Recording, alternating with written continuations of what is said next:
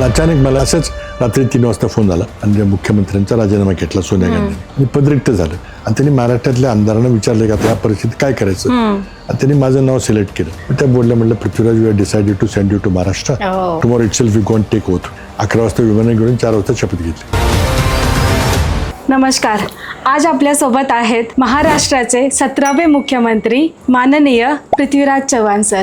रात्रि 3 फोन झाला. CP will like to talk to kaki ji. है क्या काकी जी? है क्या काकी जी? कहाँ हैं आप? हम पुणे में हैं. अच्छा, I have decided to give Karad ticket to your सन.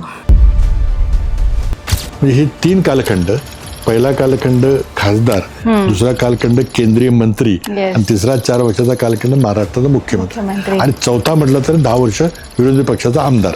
असे 4 कालखंड आहेत. प्रोफेसरनी फार मला सांगितलं की एक्सपिरियन्स घेतल्याशिवाय तुमच्या डिग्रीला काही अर्थ नाही. तुम्हाला जे काय करायचंय, तुम्हाला स्वतःचं काही करायचं करा, पण आधी एक्सपिरियन्स घ्या. दुसऱ्याच्या पैशावर पगार त्यांचा घेऊन तुम्ही एक्सपिरियन्स घ्या. तुम्ही स्वतः करायला गेलं तर तुमचे पैसे फुकट जातात. करेक्ट. एक सगळ्यात मोठी मला शिक्षा भोगायला लागली की काय, मला फॅमिलीकडे वेळ द्यायला अजिबात मिळाला. मुलं मोठी होत होती, त्यांना माझा वेळ पाहिजे होता. It is the सॅडेस्ट part of my life की मला ते वर्क लाईफ बॅलन्स हे मला साधता आलं नाही त्या काळात. कम्प्युटरमध्ये सॉफ्टवेअर आणि हार्डवेअर असे 2 भाग असतात.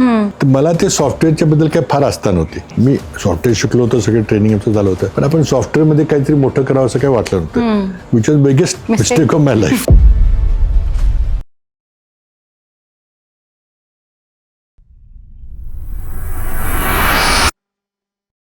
नमस्कार सर. नमस्कार. कसे आहात तुम्ही? उत्तम, ठीक चालेल. येस सर, सर्वात प्रथम मला तुम्हाला हे विचारायचं आहे की तुमचं बालपण कसं होतं आणि लहानपणी तुमचं काय स्वप्न होतं की बाबा मला काय बनायचं आहे? माझा जन्म इंदोरला झाला. येस. कारण माझ्या आई इंदोरला, त्यांचं घर इंदोरला होतं. मूळच्या त्या कोल्हापूरच्या शिरोळच्या, पण इंदोर संस्थानामध्ये माझे आजोबा तिथं काम करत होते, म्हणून ते सगळं कुटुंब इंदोरला शिफ्ट झालं होतं. आणि आई इंदोरला असल्यामुळं माझा जन्म इंदोरला झाला. पण लगेच जन्मानंतर काही दिवसानंतर आम्ही कराडला परत आलो. वडील एक चांगले वकील होते आणि काही दिवस ते स्वातंत्र्याच्या पूर्वी प्रत्येक संस्थानिकाला वाटलं की आपलं एक स्वतंत्र राष्ट्र होईल. आणि मग Gwalior state, Baroda state, Holkar state, हैदराबादचे निजाम यांना वाटलं की आपल्याला एक राज्यघटना लागेल, कारण आपलं जर राज्य झालं तर.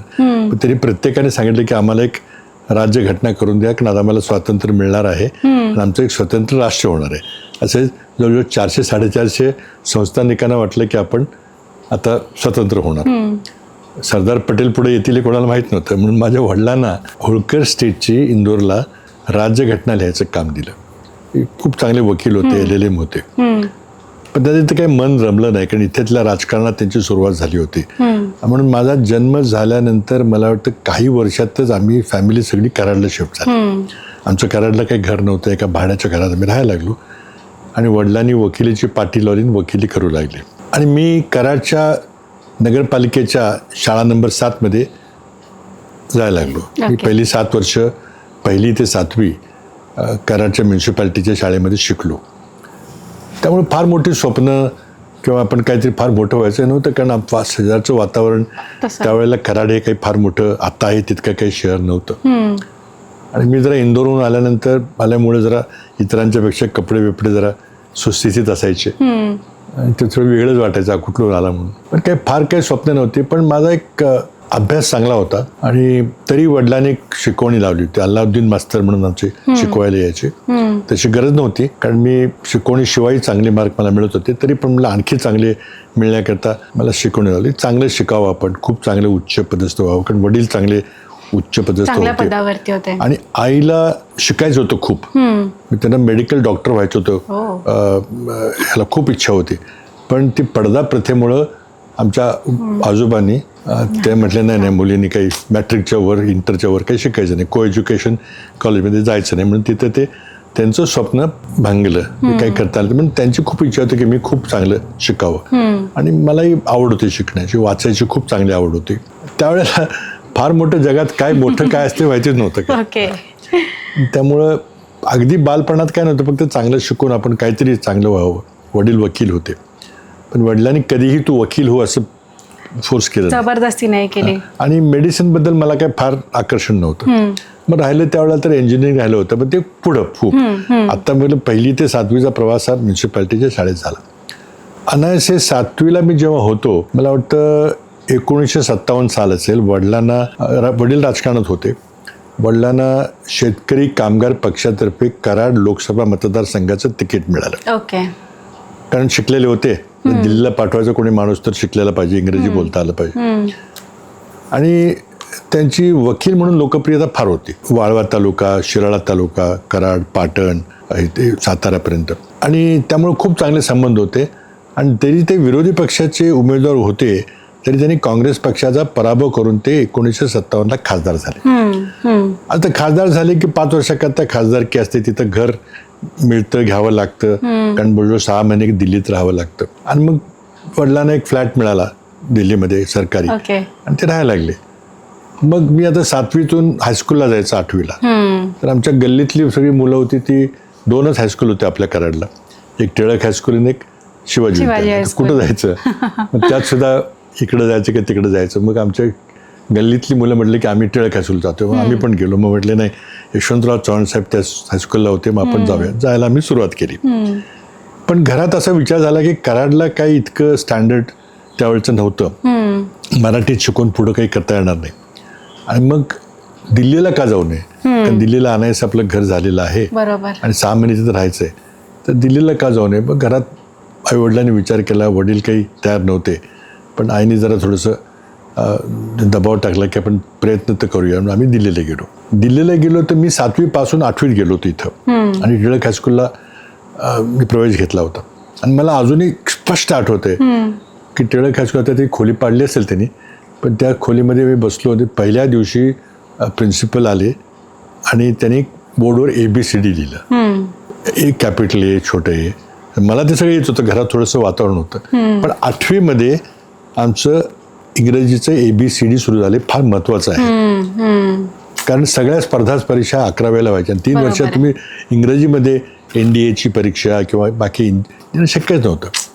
आणि हा जो निर्णय झाला की इंग्रजी शिकवायचं नाही, एका मुख्यमंत्र्यांनी महाराष्ट्रात घेतला, नाही शिकवायचं, म्हणजे 8वीपासून सुरू करायचं. पूर्वी 5वीला शिकवत होते, 1लीला होते, तर शिकवायचं नाही, विदेशी भाषा कशाला पाहिजे म्हणून.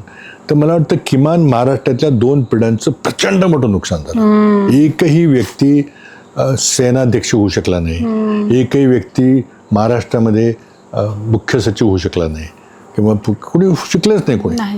आणि विशेषतः बहुजन समाजाचं फार मोठं नुकसान झालं. आणि ते होणार असं आईने लक्षात घेतलं की पुन्हा मग कराड आणि सातारा याच्या पुढे बाहेर कुठं जाता येणार नाही. म्हणून आम्ही दिल्लीला गेलो. तिथं दिल्लीला गेलो, काही शाळेला प्रवेश घेण्याकरता गेलो, तर अक्षरशः त्यांनी तिथं हाकलून लावलं. कारण तिथं मला इंग्रजी येत नव्हतं, हिंदी येत नव्हतं, संस्कृत येत नव्हतं, मला फक्त मराठी येत होतं. तिथं काही उपयोग नव्हता. फक्त खासदाराचा मुलगा म्हणून चहा बी पाजायचे, बसवायचे सगळे. पण अक्षरशः म्हणजे तुम्ही इथं काही तुमचं काही जमणार नाही. 4, 5, 6 शाळेमध्ये प्रयत्न केला, चांगल्या शाळेमध्ये, कॉन्व्हेंट स्कूलमध्ये. हे सगळ्यांनी अक्षरशः सभ्य भाषेत सांगायचं झालं तर हुसकच लावलं सगळं. पण मग वडील चिडले फार. ते म्हटले की हे वाया घालू नका वेळ, नाटक तुमचं बजारला तर चला परत कराडला. तर आम्ही जवळजवळ कराडला जायला परत निघालो, पॅकिंग केलं, तिकीटं काढली. तेवढा ते कोणतरी मित्र भेटायला आला. तो म्हटलं इथे एक नूतन मराठी विद्यालय म्हणजे हायस्कूल आहे, तिथं का नाही प्रयत्न करत. तो वडिलांना कळत चिडले, म्हणजे आता नाटक नको, बस करा आता जावा. तरी आई मला घेऊन नूतन मराठी हायस्कूलमध्ये गेल्या. तिथं अजून मला आठवतात वराड पांडेबाई मुख्याध्यापक, ते खूप समजावून सांगितलं. ते म्हटले ही आमची शाळा जरी मराठी संस्थापकांची असेल, संस्था जरी मराठी असली तरी अभ्यासक्रमात दिल्लीप्रमाणे आहे, आणि सगळा अभ्यासक्रम हिंदी, इंग्लिश, संस्कृत वगैरे आहे, आणि तुला अजिबातच जमणार नाही, फारच अवघड झालेलं आहे. पण तरी पण करायचं असलं तर मी 8वीत नाही पण 7वीत घेते, 1 वर्ष कमी, म्हणजे परत एकदा पुन्हा 7वीत घेते. वडिलांना कानावर गेला, त्यांचा संताप झाला. म्हटले असं नाही. पण त्या बाईंनी मग फोन करून सांगितलं की असं नाही की दिल्लीमध्ये 16 वर्ष झाल्याशिवाय 11वीला बसता येत. मग तुम्ही जर 15 वर्षी 11वीला बसायला गेलं तर तिथं वर्ष थांबावं लागेल, त्यामुळे नुकसान होणार नाही हे समजून सांगितलं. बाळ खूप मुश्किलीने वडील तयार झाले. आणि मग त्या नूतन मराठी नावाच्या शाळेत मी गेलो. साधी शाळा होती, म्हणजे काय फार मोठी गाजलेली शाळा नव्हती, पण मराठी माणसं चालवायची. बाई मराठी होत्या, काही शिक्षक मराठी होते, बाकी सगळे पंजाबी हिंदी होते. मी जायला लागलो. 7वीत बसलो. मला आठवतंय तिथं मारी खाल्ला. ओके. संस्कृत वगैरे काय मला एक अक्षर येत नव्हतं आणि इंग्रजी पण थोडंसं मोडकं तोडकं यायचं, पण तिथं 7वीचं इंग्रजी म्हणजे 5वीपासून सुरू झालेलं इंग्लिश खूप ॲडव्हान्स्ड होतं. काय वाचता येत नव्हतं मला. मारी बसला की ह्याला काही येत नाही म्हणून. पण तरी पण एक शिक्षक रावले आणि तिथून मला आठवतं की मी लगेच 6-7 महिन्यात कॅचअप केलं. कसं केलं मला आश्चर्य वाटतं आता, पण मी कॅचअप केलं आणि मी 7वीच्या 8वीच्या परीक्षेमध्ये क्लासच्या टॉपला यायला लागलो. आणि मग तिथं 3-4 वर्ष इंग्रजी मीडियममध्ये सायन्स, 9वीला सायन्स किंवा आर्ट्स किंवा कॉमर्सचा चॉईस करावा लागतो. ओके. हो हो, त्या भागात करावं लागतं. आमच्या म्हणजे दिल्लीच्या सिस्टमप्रमाणे Yes. मी सायन्स घेतलं आणि सायन्समध्ये खूप चांगले माझी होती. फिजिक्स, केमिस्ट्री, मॅथमॅटिक्स जरा तितकं नव्हतं चांगलं, पण डिस्टिंक्शनचे स्कोअर माझे असायचे. आणि मेकॅनिकल ड्रॉइंग आमच्याकडे असायचं. म्हणजे इंजिनिअरिंगची सुरुवातच तिथून 8वीपासून झाली होती. Yes. इंजिनिअरिंग ड्रॉइंगमध्ये फारच चांगलं होतं, म्हणजे अगदी उत्कृष्ट होतं. आणि त्यामुळे मग त्या वर्षामध्ये जाऊन मग हायर सेकंडरी म्हणजे परीक्षा झाली तेव्हा माझा खूप चांगला नंबर आला. स्कोर चांगला आला. आणि पण त्यावेळेला काय हे कॉम्पिटेटिव्ह परीक्षा काय नव्हत्या. आणि एक फक्त IITची परीक्षा होती. मला IIT म्हणजे काय माहित नव्हतं. फक्त 4च IIT होत्या त्यावेळेला, म्हणजे मुंबई, मद्रास, खडगपूर आणि कानपूर. दिल्लीला इन्स्टिट्यूट ऑफ टेक्नॉलॉजी सुरू झाली होती, ती IIT नव्हती. तर त्याप्रमाणे परीक्षेला अर्ज केला सगळं आणि आलो की परीक्षा मेमध्ये आहे, तोपर्यंत जाऊन येऊ करायला. काय अभ्यास नाही, काय नाही, स्पेशल ट्रेनिंग नाही, कोचिंग क्लास नाही, पुस्तकं नाहीत, काय नाही, नुसतं जे 12वीला शिकलो होतं तेवढंच. आणि मग आलो परत, परीक्षा दिली. मग नंतर कळलं की फार मोठी परीक्षा, इतकी मुलं आलेली आहे, हजारो मुलं बसलेली आहेत. पण तरी मला चांगले मार्क पडले आणि मेरिटमध्ये माझा नंबर आला. इंटरव्ह्यू करता आम्हाला कानपूरला बोलवलं. पहिल्यांदा मी दिल्ली सोडून, घर सोडून बाहेर गेलो. तिथं इंटरव्ह्यू गेल्यानंतर पहिल्या दिवशीच्या सगळ्या ब्रँचेस संपल्या होत्या. तर चांगल्या ज्या पॉप्युलर ब्रँचेस असतात, मेकॅनिकल, इलेक्ट्रिकल, त्या गेल्या होत्या. आणि मग मला दुसऱ्या दिवशी माझा पहिला नंबर होता. तर विचारलं काय पाहिजे, तर 2 चॉईस मिळतील. तर तुझं म्हणलं ड्रॉइंग फार चांगलं आहे, तुझं आर्किटेक्चर घे. मला आर्किटेक्चरमध्ये काय आवड नव्हती. तर मी थोडंसं विचार केला, म्हटलं मुंबईला मग मला केमिकल मिळालं आणि खडगपूरला मला नेव्हल आर्किटेक्चर दिलं. खूप एकच ब्रँच होती. माझी काही इच्छा नव्हती, पण घेतलं मी, आलो परत. मग दिल्लीच्या कॉलेजमध्ये पण ॲडमिशन मिळाली, केमिकल्सला वगैरे काय ते मिळाली, म्हणजे IIT नव्हती ती. आणि मग कोणीतरी पिलानीचं नाव सांगितलं जवळपास. वडील म्हटले दिल्लीला जायचं नाही, दिल्लीला गेलं की रोज घरातून फोन येईल की आज पाहुणे आले, आज पुलाव केलं, आज जेवायला ये, मग जा. असं अभ्यास होणार नाही. अभ्यास होणार नाही आणि घरी लगेच येशील म्हणून ते म्हटलं नाही, घरी नाही, मुंबईला तरी जा, नाही तर मग पिलानी कुठे माहीत नव्हतं. आम्ही कॅटलास उघडला आणि बघितलं, सापडलंच नाही कुठं.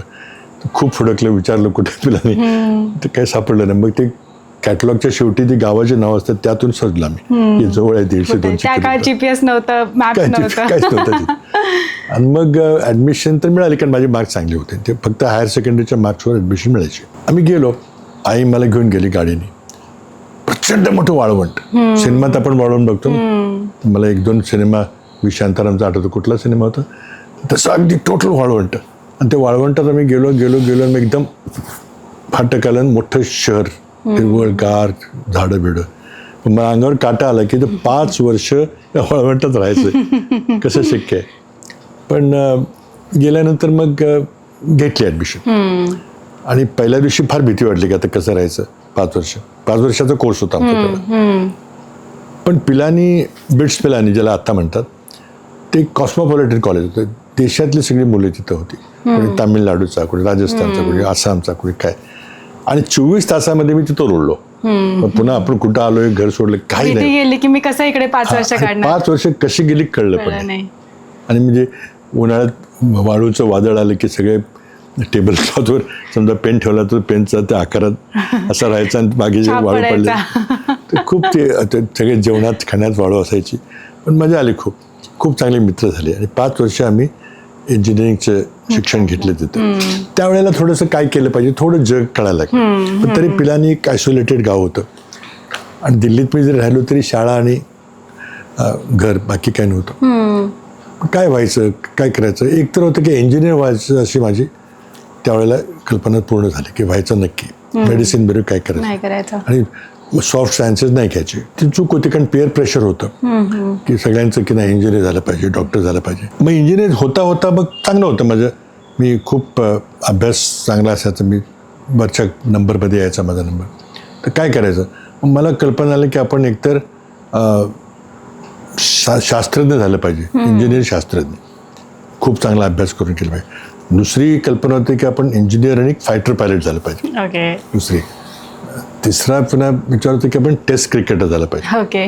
कारण घरात क्रिकेट खूप होतं. सगळे मॅटर्नल साईडमध्ये आईच्या बाजूला सगळे मोठे मोठे क्रिकेटर, प्रसिद्ध क्रिकेटर्स होते. तर घरात क्रिकेटचं वातावरण होतं. इतकंच नव्हे तर बऱ्याच लोकांना माहीत नाही, तुमच्या पॉडकास्टवरून लोकांना कळेल की माझ्या आई जेव्हा खासदार झाल्या तेव्हा महिला क्रिकेटची स्थापना झाली होती.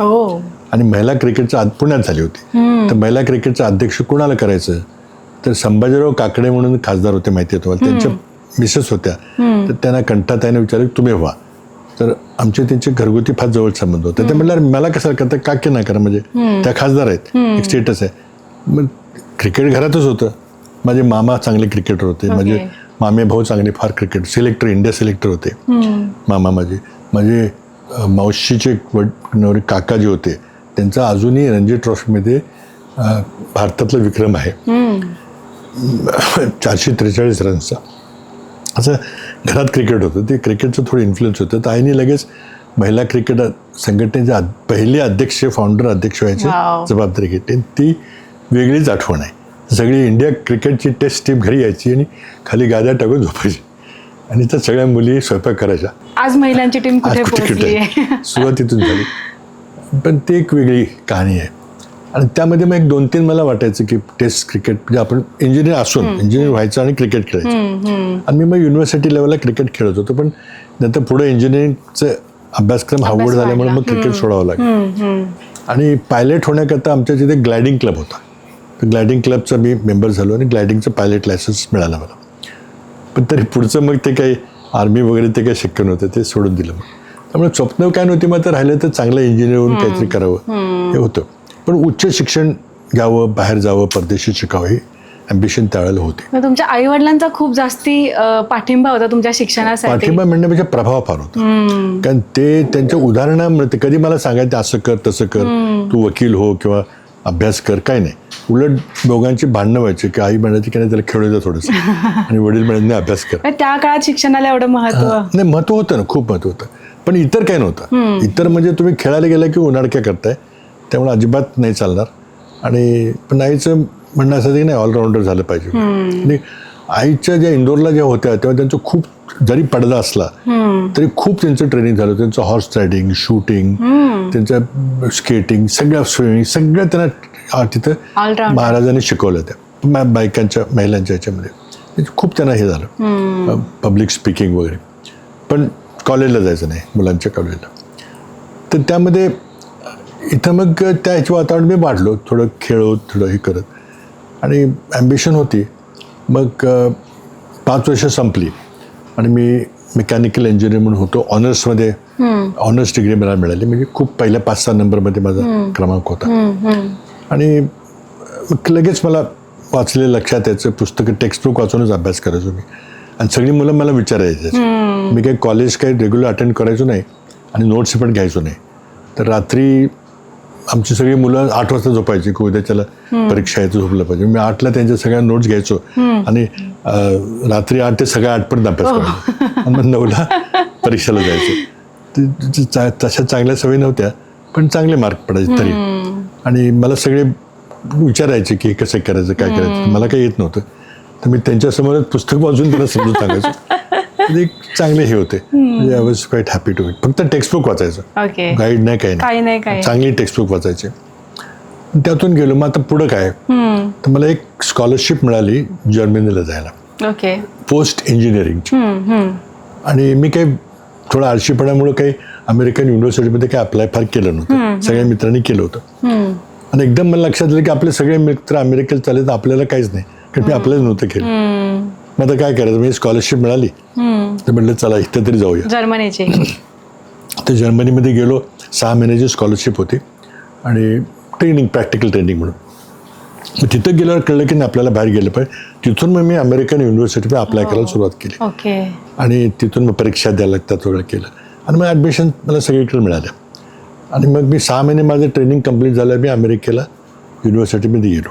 पुढचं शिक्षण करण्यासाठी 5-7-8 युनिव्हर्सिटीला अप्लाय केलं, त्या मला ऐकून माहिती होत्या. त्यातल्या सगळ्यांची ॲडमिशन मिळाली, माझे मार्क चांगले होते फार. एकाने दिली नाही, एकाने रिजेक्ट केलं, बाकी सगळ्यांनी दिली. मी एक युनिव्हर्सिटी मी निवडली, काय माहीत नव्हतं कुठली काय, तर पिलांनी माहीत नव्हतं, तसंही माहीत नव्हतं. तर ती युनिव्हर्सिटी होती कॅलिफोर्नियात, बर्कली. पुन्हा नकाशा बघितला, बर्कली कुठं आहे सापडलं नाही. सगळे बघितलं, न्यूयॉर्कच्या जवळ आहे का, वॉशिंग्टनच्या जवळ आहे का, बॉस्टनच्या जवळ, मोठ्या पेपर, तो जो मोठा पेपर येतो, मोठे नकाशे. मग पुन्हा नाही सापडलं. पुन्हा ते मागच्या इंडेक्समध्ये पाहिलं तर ते इकडे निघालं, वेस्ट कोस्टवर, सॅन फ्रान्सिस्को जवळ, छोटंसं गाव. मग तिथे गेलो, काही माहीत नव्हतं, कोणी नव्हतं, पण सरळ गेलो. विमानतळावर पोहोचल्यावर आता कुठं जायचं पुढं, तर तिथं मदत करायला सेवाभावी संस्था असतात, त्यांनी विचारलं कुठं जायचं. म्हटलं मला बर्कले जायचं. तर त्या म्हाताऱ्या बाई म्हटल्या मला पण बर्कले, मी राहते बर्कले, तुला नेते चल. त्याच्यावर गेलो, तिथलं YMCA मध्ये राहिलो. तुम्ही एकटे गेले होते तिकडे? अगदी एकटे. मला काय मूर्खपणा असं झाला की कोणातरी फोन करायला पाहिजे होता किंवा कोणाला मला घ्यायला ये कोण सांगायला पाहिजे होतं, पण ते काहीच नाही केलं. आणि गेलो तिथं. तिथे गेलो. पहिल्या दिवशी वडिलांनी दिल्लीला खूप चांगला 3-piece सूट वगैरे असं टाय बीट शर्ट सगळं घालून पाठवलं होतं. आणि पहिल्या दिवशी आता कॉलेजमध्ये ॲडमिशनला जायचं बर्कलीमध्ये. तर बर्कली कुठं आहे काय माहिती नाही. पोचलो तिथे, सॅन फ्रान्सिस्को जवळ गाव आहे. आणि तिथे मी बाहेर पडलो रस्त्याच्या आणि कॅम्पसमध्ये गेलो. मोठं कॅम्पस आहे, 30,000 विद्यार्थी आहेत. आणि मला आपण काय मंगळावरून कुठं आलो का असं वाटायला. त्यावेळेला एकाही माणसाने फाटकी चड्डी आणि फाटकी पॅन्ट आणि हवाई चप्पलचे कपडे कोणाच्या अंगात नव्हते. बायकांच्या अंगावर नुसती चोळी घातलेली, लहान मुलं घालत, एका बाजूला कुत्रं. म्हणजे ते कुठं आलो पण असं मला वाटायला लागलं. आणि त्या दिवसानंतर मी 5 वर्ष अमेरिकेत होतो, एक दिवस सूट घातला मुश्किलीने कधीतरी कोट घातला तर घालायचं, पण ते वातावरणच वेगळं होतं. नंतर मला तिथे गेल्यावर कळलं की this is the best university in the world. त्यावेळेला माहिती नव्हतं मला, पण त्यावेळेला ॲक्च्युअलची जगातली सर्वोत्कृष्ट विश्वविद्यालय म्हणून युनिव्हर्सिटी ऑफ कॅलिफोर्निया बर्कलीचं नाव. इंजिनिअरिंग केलं त्यावेळेला 68-69चा तो कालखंड असेल. तो अमेरिकेच्या इतिहासातला अतिशय क्रांतिकारक कालखंड समजला जातो. त्याच्यावर पुस्तकं लिहिली गेलीत आणि त्याचा केंद्रबिंदू बर्कली होता. म्हणजे सगळ्या विद्यार्थ्यांच्या रेव्होल्युशनचं केंद्रबिंदू हा बर्कली होता. आणि त्यामध्ये काय होतं की विद्यार्थ्यांनी राजकारणात भाग घ्यायचा नाही. तर विद्यार्थी म्हटले का नाही घ्यायचा, आम्ही नागरिक आहे, आम्ही घेणार. मग काही विद्यार्थ्यांनी टेबल बांधली पेम्फलेट वाटायला, युनिव्हर्सिटीमध्ये करायचं नाही ते म्हणजे आम्ही करणार. पोलीस आणली. अशा घटना घडत गेल्या. एका बाजूला व्हिएटनाम वॉर चाललं होतं आणि व्हिएटनाम वॉर विरोधी विद्यार्थ्यांची प्रचंड मोठी चळवळ चालू होती, कारण विद्यार्थ्यांना सैन्यामध्ये जावं लागायचं कंपल्सरीली ड्राफ्टमुळं, मुलं मरायची तिथं. दुसऱ्या बाजूला ब्लॅक पॅन्थर, श्वेत वर्णीय जे म्हणतात त्यांना, तर त्या लोकांचं खूप मोठं आंदोलन सुरू होतं आणि ब्लॅक पॅन्थर नावाची संघटना सुरू केली, ॲग्रेसिव्ह करतात तिथंच, म्हणजे त्या एरियामध्ये. तिसरं हिप्पी मुवमेंट सुरू झाली सॅन फ्रान्सिस्कोमध्ये. ते सगळे हिप्पी मुलं सगळं एका वेळेला चाललं होतं. आणि त्यावेळेला एक घटना घडलेली मला आठवतं. आमचा इंजिनिअरिंगचा अभ्यास चालू असायचा आणि घटना घडली होती. एक पार्क होता, साधा पार्क आपला इथं शिवाजी उद्यानात तसा पार्क होता. माणसं जायची, खेळायची, कुत्री फ्रिस्बी फेकायची. तर युनिव्हर्सिटीने सांगितलं की आपल्याला जागा कमी पडते तर आपण इथं पार्किंग लॉट करूया. म्हणून अनाऊन्स केलं की हे पार्क आम्ही बंद करणार आणि पार्किंग लॉट करणार. साधी गोष्ट होती. तर लगेच तिथं विद्यार्थ्यांची एक मोठी संघटना तयार झाली आणि ते म्हटले सेव्ह द पीपल्स पार्क, जनतेचा पार्क सेव्ह करायचा. आणि ती इतकी मोठी मुवमेंट झाली की ती देशव्यापी मुवमेंट झाली. देशातले सगळे नेते तिथे बसले, हिप्पी, नंतर एक ब्लॅक पॅन्थर, थोडं 1-2 एकरच असेल बहुतेक. तर पीपल्स पार्कमध्ये खूप मोठं आंदोलन झालं आणि युनिव्हर्सिटी म्हटलं की आम्ही पार्क करणारच. विद्यार्थी म्हटलं आम्ही नाही करू देणार. आणि मला आठवतंय की एक दिवशी इतके ते आले की सगळे त्यांनी नॅशनल गार्ड नावाचे जे सेंट्रल पोलीस असतात ते बोलवले आणि पोलीस फायरिंग करावं लागलं. मी एक मुलगा माझ्यासमोर मेला. अरे बापरे. इतिहासातली पहिली घटना की कॅम्पसवर पोलीस फायरिंगमध्ये मुलगा मेला. असं ते क्रांतिकारक कॅम्पस होतं, खूप प्रचंड. आणि तिथं लोकशाही काय असते अमेरिकेची हे मला जवळून पाहायला मिळालं अतिशय. युनिव्हर्सिटी तर फार चांगली होती. त्यामुळे मला आठवतं आहे की आमच्या युनिव्हर्सिटीमध्ये प्रोफेसर होते तर 12 प्रोफेसर नोबेल लॉरेट्स होते आणि सबंध अख्ख्या रशियामध्ये 5 होते. ते एका युनिव्हर्सिटीमध्ये 12 होते. इतकी ती चांगली युनिव्हर्सिटी होती. तुम्ही ते ओपन हॅमर पिक्चर पाहिलं असेल ते सगळे ती बर्कलेचं शूटिंग आहे. आणि ओपन हॅमर तिथे बर्कलेला शिकवत होता. त्यावेळेला. आणि कम्प्युटर सायन्स नुकतं सुरू झालं होतं आणि मला तिथून मग मास्टर्सची डिग्री मिळाली आणि माझ्या शेजारीच बसलेल्या एका मुलाला कम्प्युटर सायन्सची मास्टरची मिळाली डिग्री.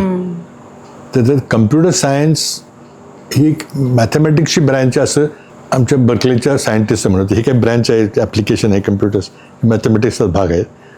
तर ह्याचं वेगळं डिपार्टमेंट करायचं का काय? ते म्हटले नाही, मॅथमॅटिक्सचाच भाग आहे, आम्ही शिकवतो कम्प्युटर सायन्स.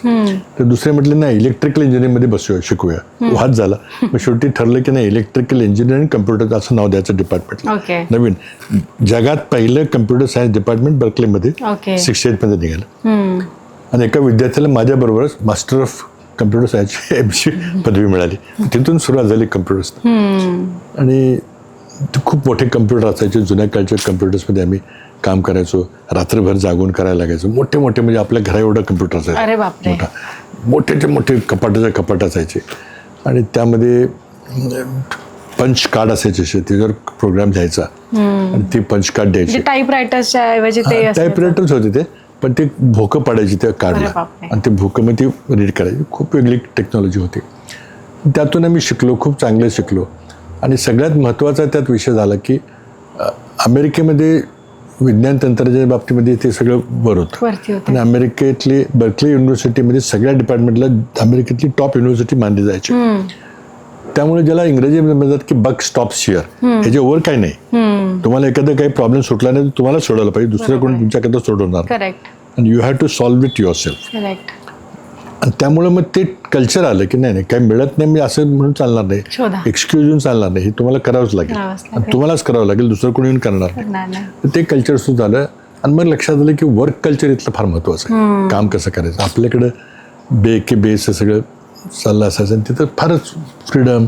मुलं प्रिन्सिपलला त्या शिक्षकांना नावाने बोलवायची, हाय हॅरी हाव आर यू असं.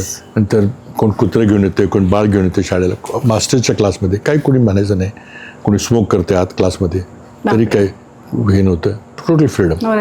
आणि त्या वातावरणामध्ये जगातलं उत्कृष्ट नॉलेज क्रिएशन ते चाललं होतं आणि ते फार म्हणजे माझ्यावर प्रभाव पडला. जसं 2-3 गोष्टी, जसं म्हणजे आईवडिलांचे शिकवण म्हणण्यापेक्षा त्यांचं स्वतःची वर्तणूक. त्यांनी काय मला कधी सांगितलं असं वाग म्हणून, अभ्यास कर वगैरे असं चांगल्या गोष्टी आहेत, पण त्यांचं पाहून माझ्यावर जो प्रभाव पडला तो पहिला प्रभाव.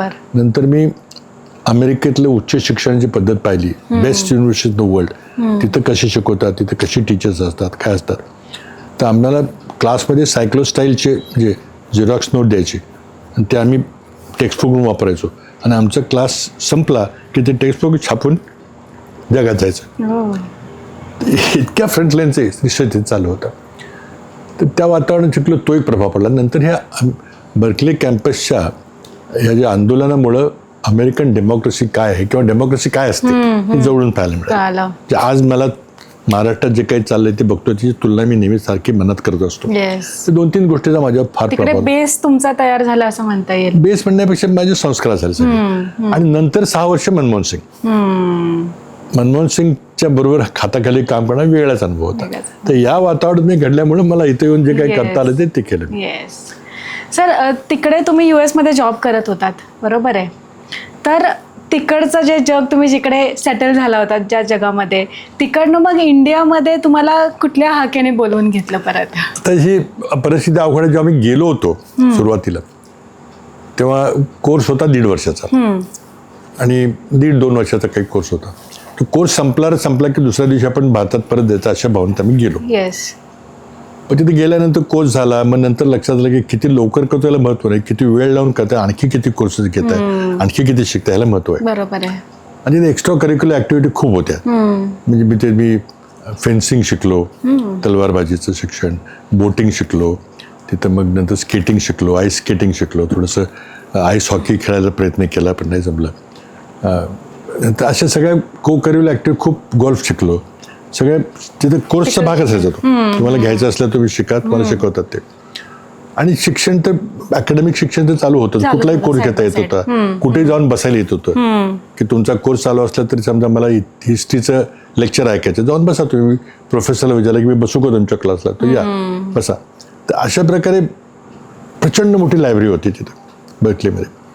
आणि म्हणजे शिक्षण, उच्च शिक्षण काय असते ते मला जवळून पाहायला मिळालं. करेक्ट. आणि सगळ्या गोष्टींचा प्रभाव पडला आणि मला वाटतं की त्यातूनच मी पुढं घडत गेलो. आता परत कसं यायचं, तर मी मागे सांगितलं की बिलकुल दुसऱ्या दिवशी कोर्स संपला की यायचं इंडियामध्ये यावं लागतं. नंतर आम्ही ते कोर्स संपल्यानंतर नोकरी केली. बरोबर. तिथंच ज्याला बे एरिया म्हणतात, पालो अल्टो नावाचं एक शहर आहे, जिथं स्टॅनफोर्ड युनिव्हर्सिटी आहे, त्याच्या शेजारी एका कंपनीमध्ये नोकरी लागली, पगार मिळाला, गाडी घेतली, लाईफ सुरू झालं. रोज पिझ्झा खायला जायचं, कुठं काही स्टेक खायला जायचं असं बाहेर. हे सगळे लाईफस्टाईल आमचे मित्र काही इंडियन होते ते करायचो. मग हळूहळू मला लक्षात आलं की आता इथं आपल्याला आवडायला लागले फार. नंतर परत जाऊन आपण खरंच जायचं का परत, काय करायचं. आणि मग काय ठीक आहे, समजा मी महाराष्ट्रात परत गेलो आणि मला नोकरी सुद्धा कलकत्त्याला लागली, तर मी कराडला वर्षातून कितींदा येईन, ते एकदा येईन, मी इथून येता येतं एकदा, इथं राहिलो तर इथून येता येईल. असे ते थोडं रॅशनलायझेशन व्हायला लागलं की इथे चांगली इतकी म्हणजे काम करायची संधी फार उत्कृष्ट होती. Best highest engineers on that. त्यामुळे मग आपल्याला शिकायलाही मिळते, कामही चांगले करते, लोक अप्रिशिएट करताय तुम्ही चांगलं काम करताय वगैरे. आणि त्यावेळेला मी ती कंपनी आमची सैन्याकरता लागणारी उपकरणं करत होती. वॉर चाललं होतं आणि त्यामुळे अगदी फ्रंटलाईन टेक्नॉलॉजी चालली होती. काय करायचं. मग खूप विचार केला की आणखी आपण जर काही दिवस थांबलो इथं तर मग परत जाता येणार नाही. 5 वर्ष होऊन गेली होती. हे काहीतरी आपल्याला you must burn your bridges. म्हणजे ते ज्या पुलावरून ओढून जाल ते पूल पाडून टाकलं तर जाता येणार नाही. असं केल्याशिवाय काय चालणार नाही. आपण जर वाट ठेवली की त्याला परतीचं तिकीट काढलंय, पुन्हा येऊ झालं, मग काही होणार नाही. खूप विचार केला, खूप अवघड होतं. मग एक दिवस सरळ ठरवलं की आता दिस इज इट.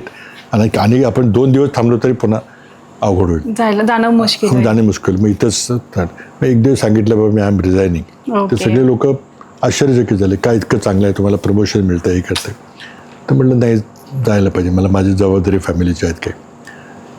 आणि आलो परत. काय करायचं काय माहिती नव्हतं.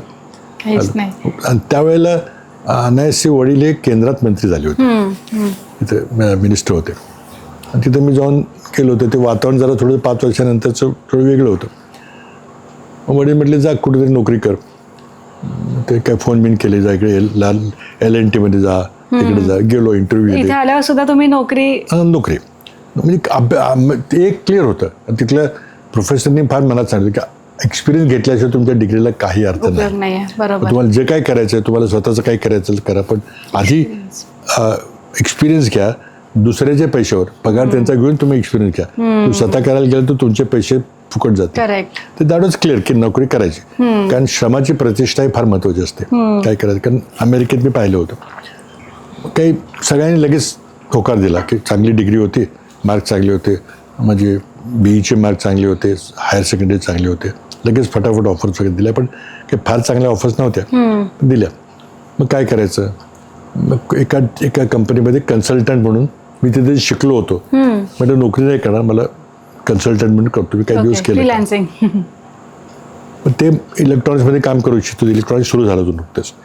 मग माझा दुसरा एक बर्कलीमधला मित्र होता. दोघांमध्ये ठरवलं की आपण जे अमेरिकेत शिकलोय ते आपण इथे करूया.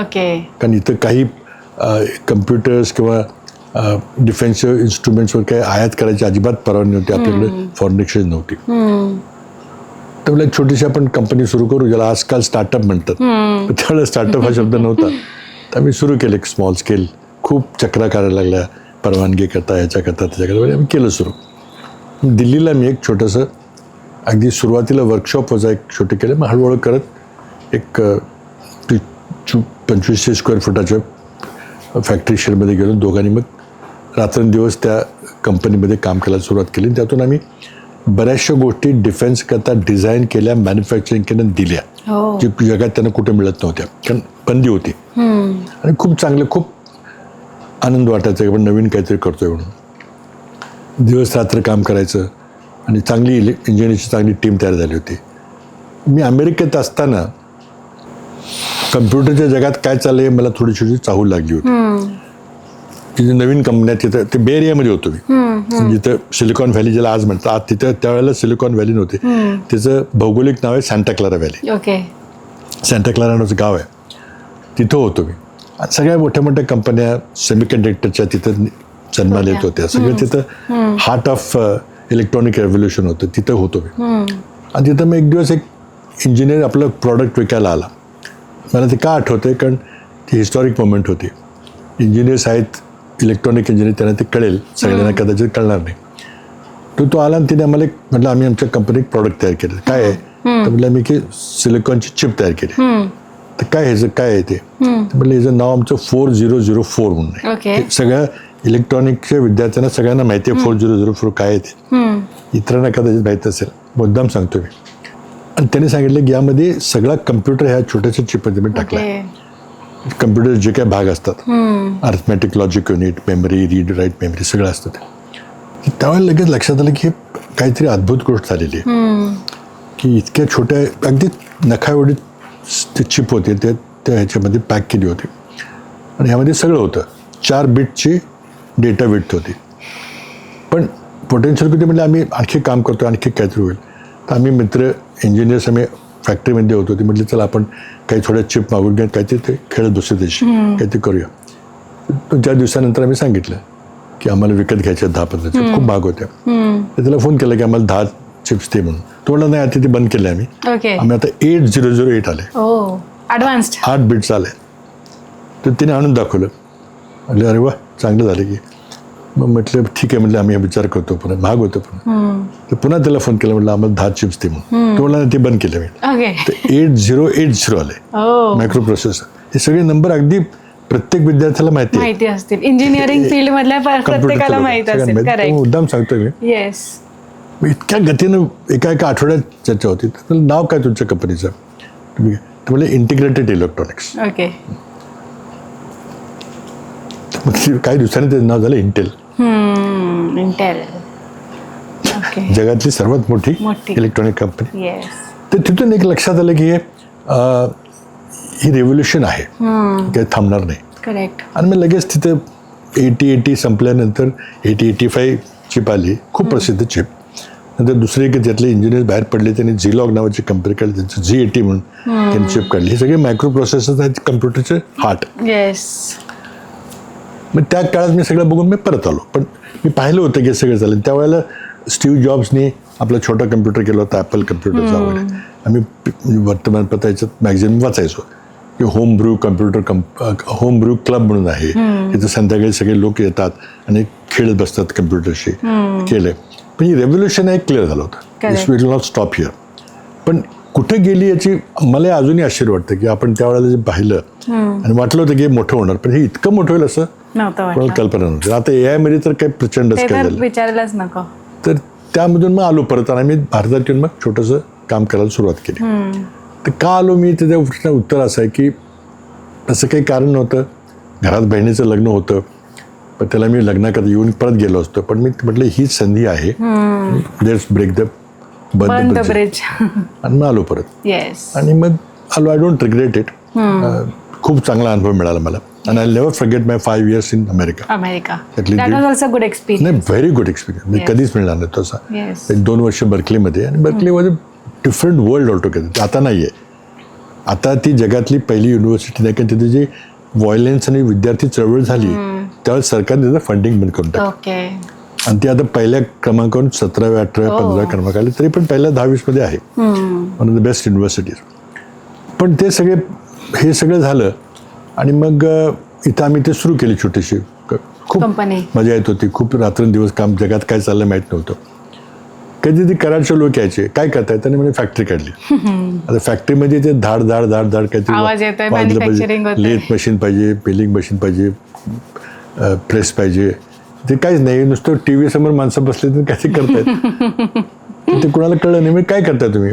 त्यांच्यासाठी तो टीव्हीच अजून टीव्ही सगळ्या टीव्हीच होता शेवटी तो. म्हणजे आम्ही टीव्ही पासूनच सुरू केलं, कारण त्यावेळेला हे टर्मिनल्स वगैरे नव्हते काही, तर प्रिंटर नव्हते काय नाही. तर आम्ही ते टेलिप्रिंटर घेतला, जो कम्युनिकेशन घेतो वापरते, त्याला आम्ही कम्प्युटर टर्मिनल वापरलं. बरेच काय काय केलं.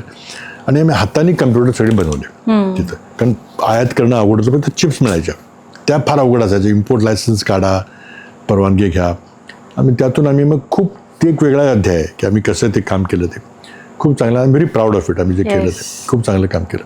खूप टेक्नॉलॉजी ब्रेक केल्या आणि इनोव्हेशन, जुगाड टेक्नॉलॉजी म्हणा, इनोव्हेशन म्हणा, किंवा जे इटालियन लोक करतात काहीतरी मार्ग काढून करतात तसं आम्ही खूप केलं चांगलं. ग्रेट. पण त्यामध्ये आमची मोठी चूक झाली की कम्प्युटरमध्ये सॉफ्टवेअर आणि हार्डवेअर असे दोन भाग असतात. ते आपण हातात घेतो पाहतो ते हार्डवेअर असतं करेक्ट. आणि सॉफ्टवेअर म्हणजे प्रोग्राम लिहिणं वगैरे. येस. तर मला ते सॉफ्टवेअरच्या बद्दल काही फार आस्था नव्हती. ओके. मी सॉफ्टवेअर शिकलो होतं, सगळं ट्रेनिंग आमचं झालं होतं, पण आपण सॉफ्टवेअरमध्ये काहीतरी मोठं करावं असं काही वाटलं नव्हतं. Which was biggest mistake of my life. ते काही कळलं नाही. आणि हार्डवेअरमध्ये आम्हाला खूप मजा यायची, दुसरं कोणी करत नव्हतं. आम्ही कम्प्युटर्स करायचो आणि फार छोटे छोटे कम्प्युटर होते, पण कम्प्युटर होते चांगले रेग्युलर. आणि चांगली आम्ही टीम केली 100 लोकांची आणि करत होतो. डिफेन्सला सगळे कम्प्युटर्स तयार करून देत होतो आम्ही. हवाई युद्धाची प्रणाली करता कम्युनिकेशन्स सेटअप होते. नंतर रणगाड्यांची जी फायरिंग रेंज असते, टँकोड रोम त्याला म्हणतात, त्याच्याकडं किती टार्गेटला हिट झालं ते हे करायचं. अशा बऱ्याच छोट्या मोठ्या गोष्टी केल्या. रडारच्याबद्दल, ह्याच्याबद्दल, पाणबुड्याबद्दल खूप चांगलं काम चाललं होतं. आई त्यावेळेला, वडील वारले 73 साली आणि त्यांच्या जागी मग कराड होऊन आईना लोकसभेचं तिकीट इंदिरा गांधींनी दिली. इंदिरा गांधींचे आणि आमच्या कुटुंबाचे खूप जवळचे संबंध होते. कारण 69 साली जेव्हा पक्षांतर्गत फूट पडली तेव्हा सर्व काँग्रेस पक्ष महाराष्ट्रातला, चव्हाणसाहेब किंवा दादा, शंकरराव चव्हाण सगळे दिग्गज नेते होते, ते इंदिरा गांधींच्या विरोधामध्ये रेड्डी काँग्रेस म्हणून तिकडे गेले. आणि काही ठराविक लोक होते, माझे वडील होते आणि 4-5 लोक होते, वसंत साठे आणि बाबुराव काळेशी 5-6 खासदार होते, ते फक्त इंदिरा गांधीच्यावर राहिले. आणि त्यावेळेला 69 साली काँग्रेस पक्षामध्ये फूट पडली आणि ती फूट पडली राष्ट्रपती निवडणुकीवरून. काँग्रेस पक्षाने त्यांच्या पार्लमेंटरी बोर्डमध्ये, आता पार्लमेंटरी बोर्ड नाही आपल्याकडं काँग्रेस पक्षामध्ये, पण त्यावेळेला पार्लमेंटरी बोर्ड असायचं 7-8 लोकांचं, ते सगळे निर्णय घ्यायचं. त्या पार्लमेंटरी बोर्डने संजय रेड्डी यांना राष्ट्रपती पदाचा उमेदवार नेमलं. इंदिरा गांधींना ते काय आवडलं नाही. मग त्यांनी गिरी नावाच्या माणसांना एक बंडखोर उमेदवार केला राष्ट्रपती पदाकरता. आणि त्याला गिरी रेड्डी ही राष्ट्रपतीची बंडखोरीची निवडणूक झाली, ऐतिहासिक निवडणूक आहे ती. त्यावेळेला गिरींच्या बाजूला म्हणजे इंदिरा गांधीच्या बाजूला कोण आणि रेड्डींच्या बाजूला कोण, तर महाराष्ट्रातील सगळे दिग्गज काँग्रेस नेते हे ज्याला सिंडिकेट म्हणतात, त्यामध्ये सखा पाटील होते, मोठे मोठे नेते, अतुल्य घोष होते, निगलिंग कप्पा होते, तर हे सगळी माणसं तिकडे गेली आणि काही ठराविक माणसं इंदिरा गांधीच्या वर. अटीतटीची निवडणूक झाली. जर पराभव झालाच तर इंदिरा गांधींचा सगळ्यांचं राजकीय आयुष्य संपलं होतं. कारण माझे वडील त्यावेळेला खासदार होते, मंत्री होते. पण महाराष्ट्रातल्या काही खासदारांच्या मतामुळं, 7-8 मतामुळं इंदिरा गांधीचा निसटता विजय झाला. गिरी जिंकले, राष्ट्रपती झाले. आणि मग इंदिरा गांधीचं पक्षावरचं वर्चस्व ठरलं. आणि त्या दिवसापासून आमच्या कुटुंबाचा आणि इंदिरा गांधी कुटुंब फार जवळचा संबंध आला, अगदी कौटुंबिक संबंध आले. पुढे 77 साली पक्ष फुटला तेव्हाही माझ्या आई होत्या, तर त्या इंदिरा गांधीच्यावर राहिल्या. त्याला इंदिरा काँग्रेस म्हटलं जातं ते. आणि त्यामुळे जवळीक होती. आणि वडील वारल्यानंतर लगेच इंदिरा गांधीने माझ्या आईनं लोकसभेचं तिकीट दिलं. त्यावेळेला त्या बिनविरोध निवडून आल्या. म्हणजे वडिलांची इतकी लोकप्रियता होती की भाजपच्या लोकांनी देखील विरोध केला. म्हणजे ठीक आहे, बाय इलेक्शन आहे तर ते होऊ द्या म्हणून त्या खासदार झाल्या. 2-3 वेळेला पुन्हा त्या कराडला खासदार झाल्या. त्यांची इलेक्शन मॅनेजमेंट मी करत होतो सगळं, कम्प्युटर सगळं घेऊन वगैरे. तर ते त्याला सगळं इलेक्शन मॅनेजमेंट माहिती होतं, पण डायरेक्ट राजकारणात नव्हतो. युथ काँग्रेस किंवा ग्रामपंचायत किंवा आमदार काय नाही, फक्त बाहेरून इलेक्शन पुरतं. आणि ते लोकांना माहिती होतं, पण मला ते सगळं माहिती होतं, कोण कार्यकर्ते आहेत, काय सगळ्या याद्या, कम्प्युटरच्या लिस्ट एक्सेलमध्ये करून ठेवलेले, ते सगळं करत होतो मी. मग पुढं हळूहळू करत असताना 91ला आईने सांगितलं की मी आता काही लोकसभेला उभं राहणार. आणि त्यावेळेला राजीव गांधी हे काँग्रेस पक्षाचे नेते होते, पंतप्रधान नव्हते. 89ला पराभव झाला त्यांचा, पण आई निवडून आल्या 89ला पुन्हा चांगल्या मताने. आणि 91ला जेव्हा निवडणूक लागली, ते चंद्रशेखर सरकार पडलं, तेव्हा मग काय करायचं, तर आई राजीव गांधींच्याकडे गेल्या आणि त्यांना सांगितलं की तुम्ही 2 ठिकाणी उभं राहा. जसं इंदिरा गांधी 2 ठिकाणी उभं राहते, एक तुमचा अमेठी असेल किंवा रायबरेली असेल आणि दुसरं कराडला उभं राहा, कारण मी नाही तर अगदी सेफ मतदारसंघ आहे, आरामात निवडून द्याल. तर राजीव गांधीचा विचार केला गंभीरपणे, करायचं का नाही करायचं. कारण शेवटपर्यंत कराड जागेचा निकाल लागला नव्हता. तर आईने सांगितलं की तुम्ही नसला राहणार तर मग माझ्या मुलाला द्या, शिकलेला आहे सगळं, तुम्हाला म्हणजे? मला द्या. तर ते म्हटलं. आणि त्यावेळेला काय झालं, ते थोडंसं विषयांतर करून सांगतो मी, की मी माझं दिल्लीमध्ये एक काम करत होतो कम्प्युटरचं वगैरे. त्यावेळेला लक्षात आलं कराडची माणसावर यायची की काय करताय तुम्ही, फॅक्टरी कसली आहे, काय आवाज नाही, ठोके नाहीत, काही मशीन नाही. मग लक्षात आलं माझं की ही सगळी कम्प्युटर टेक्नॉलॉजी आपल्या भारतीय लोकांना सगळी बायपास करून जाईल, कारण सगळी टेक्नॉलॉजी इंग्रजीमध्ये आहे. आणि ज्याला इंग्रजी येत नाही त्याला हे काहीच कळणार नाही. त्यामुळे हॅव्ज आणि हॅव नॉट, आहेरी आणि नाहेरी असे ते फरक पडेल. आणि त्यामुळे एकतर या सगळ्या लोकांना इंग्रजी शिकवलं पाहिजे, विच इज इम्पॉसिबल. कारण आत्ता मुळातच 60-70% साक्षरता आहे, मराठीच कोणाला येत नाही, इंग्रजी कोणाला शिकवणार. मग किंवा कम्प्युटरने मराठीमध्ये केलं पाहिजे. That was the idea which टूक अ ब्रेन.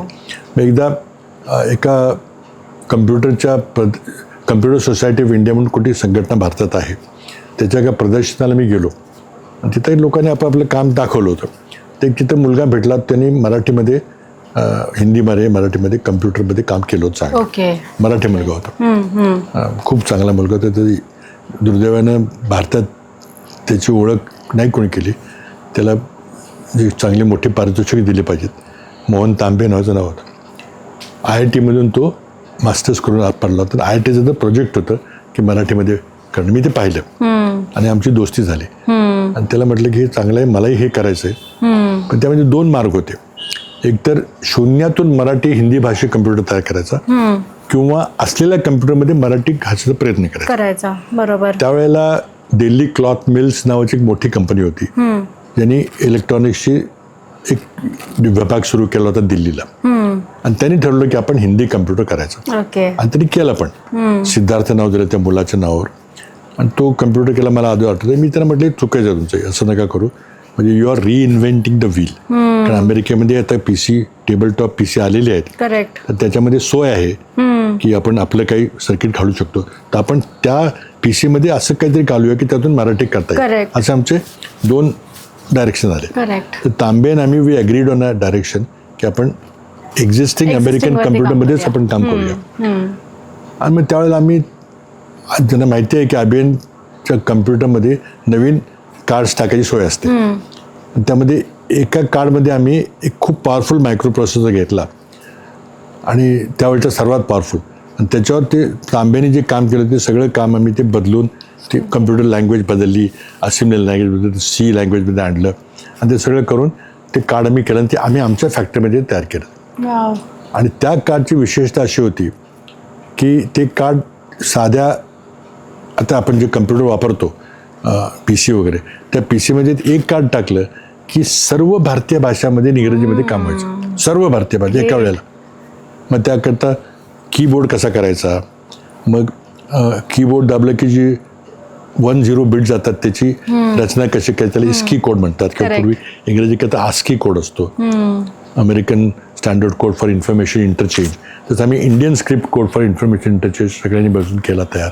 मग कीबोर्ड तयार केला आणि सगळा कम्प्युटर हा चालायला लागला.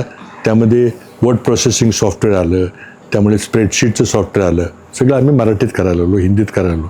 आणि एक बटन दाबलं की मराठीचं गुजराती व्हायचं, एक बटन दाबलं की मराठीचं तामिळ व्हायचं. कारण आपल्या सगळ्या भारतीय भाषा ऑर्थोगोनल आहेत. म्हणजे अध्याक्षर नुसती वेगळी अक्षर असले तरी अक्षर तेच आहे. क हा कच आहे. गुजरातीमध्ये क वेगळा असतो, तामिळमध्ये वेगळा असतो. त्यामुळे एक बटन दाबलं की कम्प्युटर ते सगळे लिपी बदलून ते छापून द्यायचा. खूप चांगलं होतं. आणि तिथं सुरू झाली. एकदा राजीव गांधींना कम्प्युटर आणायचे होते, तर त्यांनी काही लोकांना कम्प्युटर विकत आणून दिले बाहेरचे. आपल्या साखर कारखान्यांना काही दिले, काही इतर ठिकाणी दिले. पण त्याला लगेच 8 महिन्याभरात लक्षात आलं की या साखर कारखान्याच्या कम्प्युटरमध्ये उसाची बिल्लं जर मराठीत नाही काढली तर इंग्रजीमध्ये काही उपयोग नाही, कोणाला वाचता येत नाही. आणि ते सगळं फेल गेलं. मग राहुल गांधी म्हटले की मराठीत कोण काम करतंय का. मग त्यांनी देशात शोध लावला. तर 5-6 कंपन्या होत्या की जे करतो, आम्ही एक होतो. आणि त्या दिवशी मग त्यांनी बोलवलं की प्राईम मिनिस्टर होते त्यावेळेला, 84 नंतर झाले. तर prime minister will see what work you done, तुम्ही या म्हणून. तर मग आम्हाला सगळ्यांना बोलवलं. गृह मंत्रालयामध्ये विशेष विभाग आहे ऑफिशियल लँग्वेजेस म्हणून. तिथे त्यावेळेला बुटा सिंग हे मंत्री होते गृहमध्ये, त्यांनी बोलवलं की राजीव गांधी बघणार आहेत, तुम्ही आणा. विज्ञान भवन म्हणून तिथे मोठी आपली हे आहे, वास्तू आहे, तिथं आम्हाला बोलवलं आणि 2 तास आधी बोलवलं, इथं बसा, मग इतक्या वाजता प्राईम मिनिस्टर येणार. आणि नुकतंच इंदिरा गांधीचा वध झाला होता, शी वॉज असॅसिनेटेड, हत्या झाली होती. तर त्यामुळं भयंकर सिक्युरिटी होती, ब्लॅक कॅट कमांडोज वगैरे, ते मला आठवते. आले राजीव गांधी, आम्ही दाखवलं त्यांना सगळं, प्रत्येकाच्या इथं नेम टॅग होतं की कोण आहे काय ते. तर मी बघत गेले, आमचं खूप चांगलं काम होतं. तर त्यांना ते लगेच पसंत पडलं की नाही, this is what is to be done, computer असे पाहिजेत म्हणून. मी माझं नाव बघितलं तर मी लगेच विचारलं की are you from Maharashtra? Yes म्हटलं. कारण ते नावाने कळतं ना, उत्तरेमध्ये चव्हाण लिहितात, चव्हाण, तर आपण हे इथल्या स्टाईलने देतो. तर मग त्याने are you related to Y B. Chavan काय सगळंच म्हटलं कराडचे. तरी मी आपलं एका वाक्यात सगळं नाही म्हटलं, आय एम नॉट रिलेटेड. ते पुढे गेले, पुन्हा म्हटले are you related to Premlata Chavan? I had to tell her की येस शी इज माय आय mom. Am a son. Yes. मग तिथून मी वेगळी ओळख निर्माण झाली की तुमचा मुलगा आहे. आणि मग मला बोलवायची, तू सॅम पेट्रोलला जाऊन भेट, हे कर. मग कुठपर्यंत झाले, मी कधी जाऊन दाखवायचो की आम्ही असं केलं, हे कार्ड केलं, तेव्हा त्यानं दाखवलं, व्हेरी हॅपी. पण वेळ नव्हता. आणि मग 91 जेव्हा आईने सांगितलं की तुम्ही नसलो बरं तर माझ्या मुलाला द्या, तर त्यांनी काहीतरी डोक्यात विचार केला. ते काही झालं नाही, बहुतेक नाही मिळालं, म्हणून आम्ही दिल्लीहून आलो परत. आणि परत येताना विमानाने आलो पुण्याला, आणि पुण्याच्या सर्किट हाऊसला कराडला जाण्याकरता थांबलो. तर इतकं काही कनेक्टिव्हिटी चांगली नव्हती. रात्री आई, मी, एक PA अशी 3-4 जण सर्किट हाऊस झोपलो होतो. रात्री 3ला फोन झाला, तर मीच घेतला फोन. तेवढे आय एम कॉलिंग फ्रॉम 10 जनपद रात्री. आणि CP will like to talk to Kakiji. हे काय काकीजी आहे का? CP म्हणजे काँग्रेस प्रेसिडेंट. येस. तर राजीव गांधी पंतप्रधान होते ना, काँग्रेस अध्यक्ष होते, ते त्याला CP म्हणतात अजूनही. नंतर खडगे जे आमचे अध्यक्ष आहेत त्यांना CP म्हणतात, काँग्रेस प्रेसिडेंट. तर CP would like to talk to Kakiji. है क्या? बोला हाँ है. उठून दिला हातात फोन. तर राजीव गांधी फोनवर आले, काकीजी कहाँ है आप? हम पुणे में हैं. अच्छा, I have decided to give Karad ticket to your son. 3 वाजता. तो ठीक है, मैं कैंपेन लाऊंगा, I come for the campaign. आप करिए. अब कितने दूर है? लास्ट डे होता, क्या आप नॉमिनेशन भर सकते क्या? ओके. तो मतलब सातारा जाना है, पास ही है, जा सकते हैं. 3ला फोन आला होता. मग रात्री 3ला बसून सगळ्यांना फोन केले की आपल्याला तिकीट मिळाले, करा तयारी. निघायचंय. आता काय झालं की रात्री 3ला सगळ्यांना फोन केले की आपल्याला तिकीट मिळाले, करा तयारी. खूप चांगली तयारी केली. 22 मेला आम्ही सगळी याद्या बिद्या बघत बसलो. एकदम बातमी आली की बॉम्बस्फोट झाला. शेषांनी निवडणूक 1 महिना पुढे ढकलली. आणि मग देशाचं राजकारणच बदललं, कारण गांधी फॅमिली संपली. करेक्ट. इंदिरा गांधी वारल्या, राजीव गांधी वारल्या, सोनिया गांधी या बाहेरच्या आहेत, येस. घरात बसल्या, ते काय नाही. तर ही फॅमिली संपली. सगळ्यांनी इथं एका दृष्टीने एक मत व्यक्त केलं. आणि आमच्या कुटुंबाचे जवळचे संबंध आता यांचे दोर तुटले, आता कोणाकडे जाणार दिल्लीला. आणि त्यामुळं मग निवडणूक झाली.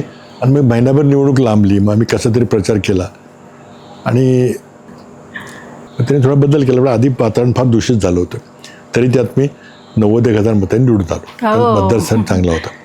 एवढा ऑपोजिट फोर्स. आणि त्यावेळेला मला आठवतं की काय आमचे ज्येष्ठ सहकारी सांगायचे की याला मराठीत बोलता येत नाही. काय फार खोटं नव्हतं, कारण माझा 7वीमध्ये मराठीचा संपर्क तुटला तो 20-25 वर्ष अजिबात अमेरिका, दिल्ली कुठं नव्हता. पुन्हा म्हणायचे की त्याला कारव्याला जाताना जो सैदापुरात चाललाय, असं टिंगल करायचे सगळे. याला काही गावं माहीत नाही तिथली. आणि ते पण काही फार खोटं नव्हतं, इट वॉज ट्रू. पण मी एकच सांगितलं की मी जर संधी तुम्ही दिली तर मी चांगलं काम करेन आणि कोणाला खाली बघायला लावणार नाही, एवढंच बोललो. आणि मराठी येत होतं, लिहिणं म्हणजे चांगलं होतं. I had to brush it up. इतकं फ्लुएंट नव्हतं, कारण 7वीला तुटलं होतं मराठी. पण आलो जोडून. आणि तिथून माझी दुसरी इनिंग चालू झाली. राजकारणी सुटली आणि इंजिनिअरिंगची कट झालं सगळं. नंतर 2004ला माझी राज्यमंत्री प्रधानमंत्री कार्यालय म्हणून नियुक्ती झाली. अनेक खाती मला मिळाली. ॲटॉमिक एनर्जी, अंतरिक्ष विज्ञान, नंतर पुढं सायन्स अँड टेक्नॉलॉजी अशी मिळाली. आणि ती 6 वर्ष हा एक वेगळा काळ होता. पण त्यावेळेला मी खात्याचा प्रमुख नव्हतो, मी दुय्यम होतो, कारण पंतप्रधान खात्याचे प्रमुख होते आणि त्यांच्या करता जे काही करायचं असे काम असेल, त्यामुळे मी काय तिथं केलं असं म्हणता येणार नाही. पण आम्ही पंतप्रधान कार्यालय चालत असताना मी पार्टीचा महासचिव पण होतो आणि त्यामुळे एका बाजूला सरकार आणि दुसऱ्या बाजूला पार्टी यांचा समन्वय साधायचं काम माझ्याकडे असायचं. अवघड असायचं. करेक्ट. कधी त्यांच्यात जो थोडेसे मतभेद झाले ते कसे सोडवायचे, काय करायचे, तो वेगळाच अध्याय आहे. म्हणजे हे 3 कालखंड, पहिला कालखंड खासदार, दुसरा कालखंड केंद्रीय मंत्री आणि तिसरा 4 वर्षाचा कालखंड महाराष्ट्राचा मुख्यमंत्री आणि चौथा म्हटलं तर 10 वर्ष विरोधी पक्षाचा आमदार, असे 4 कालखंड आहेत. त्या कालखंडातली माझी भाषणं चांगली आहेत. म्हणजे तो इतिहास एक आहे, राजकीय इतिहास आहे, पण प्रत्येकाच्या बद्दल बोलायचं झालं तर एक वेगळाच आपल्याला एक पॉडकास्ट करावा लागेल. पण आता तो प्रश्न विचारला की काही निर्णय, विशेषतः मुख्यमंत्री असताना किंवा काही निर्णय पंतप्रधान कार्यालयामध्ये काही इतर खाती मी सांभाळत होतो, त्यावेळेला काही निर्णय घेतले, अतिशय महत्त्वाचे निर्णय होते. त्याची काही उदाहरणं मी सांगू शकतो. पण एक असं होतं की इंजिनिअरिंग बॅकग्राऊंडमुळं आणि हार्डवर्कची सवय होती, रात्रभर अभ्यास करायची सवय होती, त्यामुळं मुख्यमंत्री असताना जवळ 4 पर्यंत मी वाचायचो, अभ्यास करायचो. पण एक होतं की आपण जर प्रश्नाकडे लॉजिकली पाहिलं इंजिनिअरिंगच्या नात्यानं, तर त्यातले प्लस मायनस आपल्या लक्षात येते आणि मग समाजाच्या हिताचं काय आहे हा सारासार विचार करून आपण निर्णय घेतला तर तो चुकणार नाही. करेक्ट. मनमोहन सिंग करत होते, मी करत होतो आणि त्याचा मला खूप फायदा झाला असं मला वाटतं.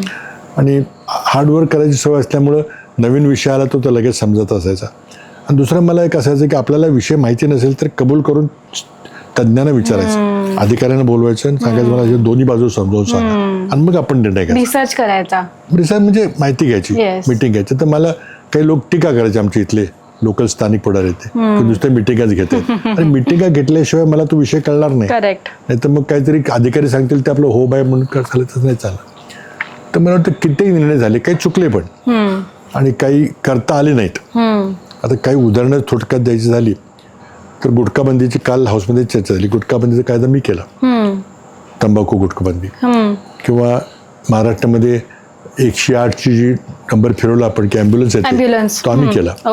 किंवा तो राजीव गांधी आरोग्यदायी विमा योजना आम्ही केली, जी आता महात्मा फुले म्हणून त्याला म्हणतात, ती योजना आम्ही केली. नंतर अंधश्रद्धा निर्मूलन कायदा केला, जे लहान मुलांचा खून करायचा, धनप्राप्ती करता, पुत्रप्राप्ती करता, ते सगळे बंद केले. मी अनेक निर्णय केले.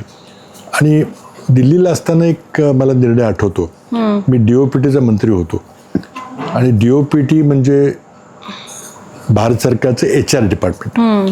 सगळे IAS अधिकारी, IPS अधिकारी, फॉरेन सर्व्हिसचे अधिकारी, फॉरेस्ट सर्व्हिसचे सगळ्यांची निवड ते खातं करतात. सगळ्या बँकांचे चेअरमनचे अध्यक्ष किंवा पब्लिक सेक्टर इंडस्ट्रीचे चेअरमन, हे सगळे तिथून होतात.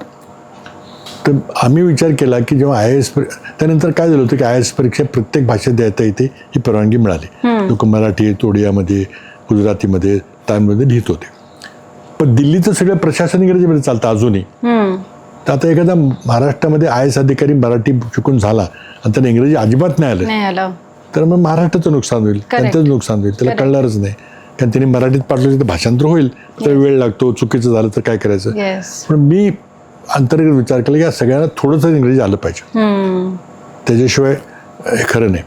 म्हणून मी एक नवीन परीक्षा UPSCमध्ये सुरू केली, ज्याला सिव्हिल सर्व्हिस ॲप्टिट्यूड टेस्ट म्हणतात.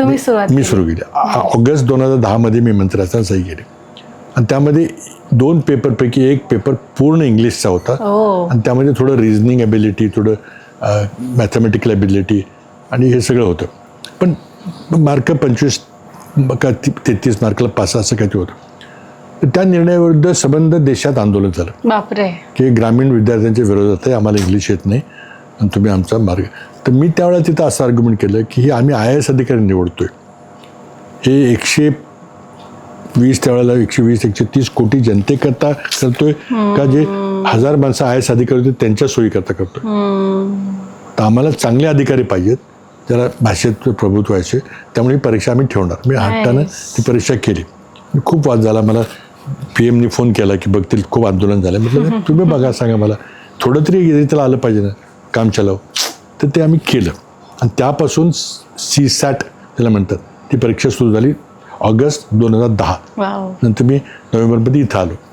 नंतर मग मोदी सरकारने जर आंदोलन तरी चालू राहिलं, मग ते म्हटलं की ही कंपल्सरी नाहीची मार्क बोलणार नाही मी, फक्त क्वालिफाईंग असेल, पास किंवा नाही, ठीक आहे, पण ते परीक्षा आहे अजून. आहे परीक्षा अजूनही आहे. येस. असे काही निर्णय बरेचसे घेतले आम्ही, चांगले निर्णय. येस. कोणाला नेमायचं, काय करायचं, तर ते प्रत्येक ठिकाणी निर्णय घेताना विचार करावा लागतो. करायला लागतो. आता जेव्हा अंधश्रद्धा निर्मूलन कायदा महाराष्ट्रात आम्ही केला, तेव्हा काही हिंदुत्ववादी संघटनांनी हे अँटी हिंदू आहे असं एक टूम उठवली. मग वारकरी जे संप्रदायातले माणसं त्यांना पुढे घातलं की आमच्या विरोधात आहे म्हणून. मग सगळे वारकरी आले की हे तुम्ही आमच्या धर्माच्या विरुद्ध जात आहे. आणि म्हटलं अंधश्रद्धा म्हणजे काय आहे, की माणसं जे लहान मुलांचं खून करतात, की मला संपत्ती मिळावी, पुत्र मिळावं, कोणतरी मांत्रिक येतून सांगतो, ही प्रथा ही बंद केली पाहिजे ना, असं काय चालेल. तर त्यात मग खूप तरी तडजोडी खूप केल्या. दाभोळकर होते, त्यांचा खूप आग्रह असायचा, आणि त्यातून मग अंधश्रद्धा निर्मूलनचा तो कायदा आम्ही पास केला. आणि त्या अजित पवारांचा मला त्यात खूप पाठिंबा मिळाला. पण असे बरेच कायदे मी केले. आणि त्यामध्ये मग आता इन्फ्रास्ट्रक्चर कायदे बरेच मुंबईत केले चांगले. नंतर शेती महामंडळाच्या जमिनी होत्या त्या शेतकऱ्यांना परत दिल्या. तर ते बरंच काही त्यावर बोलता येईल. Yes. पण निर्णय घेताना एक मनात दुसरा काही जरी इंटरेस्ट नसेल, की आपण यातून आपल्याला काहीतरी मिळावं किंवा काहीतरी फायदा व्हावा, हे नसेल तर मग निर्णय घेता येतात. मी मुंबईच्या डेव्हलपरच्या बाबतीमध्ये खूप चांगले निर्णय घेतले. डेव्हलपरची आपल्याला गरज आहे, तर त्यांना आपण हे करून चालणार नाही. पण त्यांचं जे नेक्सस होतं की राजकारणाशी जाऊन भेटायचं, मग ते काही तोड करायची, मग आपलं काम करून घ्यायचं, ते चुकीचं आहे. म्हणून मग ते थांबवायचा मी प्रयत्न केला. सर, तुम्ही जसे निर्णय घेत होतात तेव्हा तुम्ही काही क्रिटिसिझम पण फेस केलं असेल, तर तुम्ही मेंटली त्याला कसं फेस करतात, मला ते जाणून घ्यायचं. थोडा त्रास व्हायचा थोडा, पण एक विश्वास होता की आपण जे करतोय ते जनतेच्या हिताकरता करतो. सर, एक असं विचारायचं आहे की असं म्हणतात, मी ऐकलंय की पॉलिटिशियन्स जे असतात ते एवढे म्हणजे फिजिक त्यांचं एवढं स्ट्रॉंग असतं, मेंटली ते एवढे स्ट्रॉंग असतात, त्यामुळे त्यांचं एक लाईफ स्पॅन खूप मोठा असतो. तर त्याच्या मागचं म्हणजे तुम्हाला काय वाटतं की काय तुमचं रुटीन असतं किंवा काय तुम्ही फॉलो करता? नाही, आता काय झालं, महाराष्ट्राबद्दल सांगायचं झालं, दिल्लीचं रुटीन वेगळं होतं थोडंसं. महाराष्ट्रात मी कधीही काम केलं नव्हतं.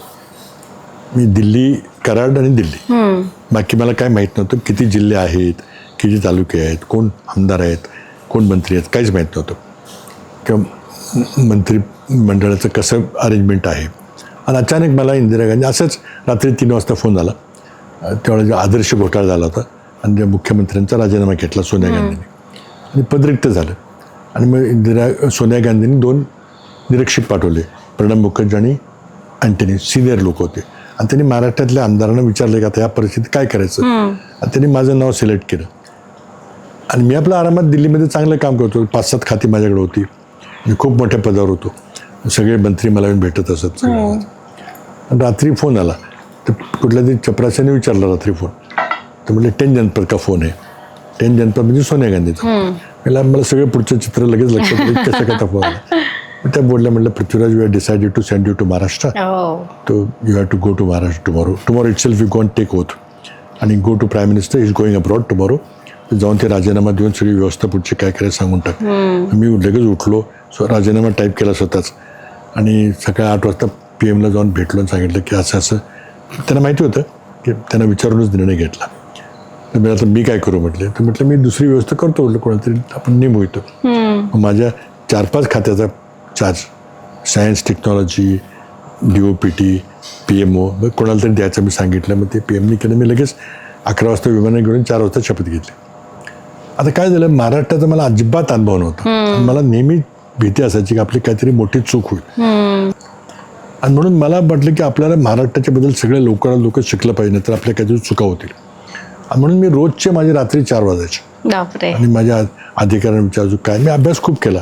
आमदार कोण आहेत, जिल्हे किती आहेत, तालुके किती आहेत, विदर्भातले काय प्रश्न आहेत, मराठवाड्यातले काय प्रश्न आहेत, आपले काय प्रश्न आहेत, मला कराडशिवाय काहीच माहीत नव्हतं. आणि सुदैवाने काही चुका तशा झाल्या नाहीत.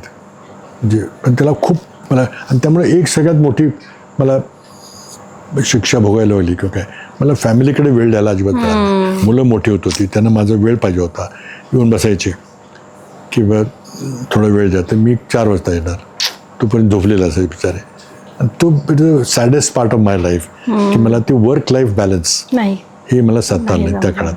फक्त आपण चूक नाही केली पाहिजे, यशस्वी झालं पाहिजे, पुन्हा संधी मिळणार नाही, महाराष्ट्राकरता करायची खूप मोठं काम करायची संधी आहे, हाच विचारसारखा होता. सर आणि म्हणजे बिईंग अ लीडर काय तुम्हाला वाटतं की काय काय अजून सॅक्रिफाईस, जसं तुम्ही आता म्हटलात की मुलांना वेळ देऊ शकला नाहीत, अजून कुठले असे सॅक्रिफायसेस तुम्हाला वाटतात जे एक लिडरशिप मागतं? एकंदरीत जर सगळे नातेवाईक होते, काही लग्न समारंभ कार्यक्रम त्याला जाता यायचं नाही, लोकांना वाटायचं की आता फार मोठा झाला येत नाही, पण ते वेळच असायचा. आणि दिल्लीला असताना PM रुटीनप्रमाणे वागायला लागायचं, आणि इथं असताना मुख्यमंत्रीपदाची खूप जबाबदारी, इच्छा असूनही करता येत नव्हतं. मला वाटतं की मनात इतर काही जर अँगल नसेल, पैसे कमवायचे, काही करायचं, नातेवाईकांना सेटल करायचं, तर ती दोन बाजू आहे त्याला.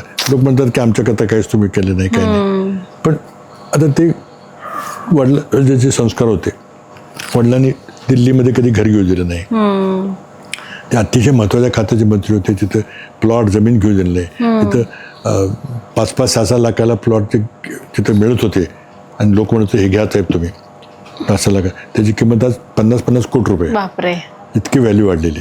पण नाही घेतलं त्यावेळेला.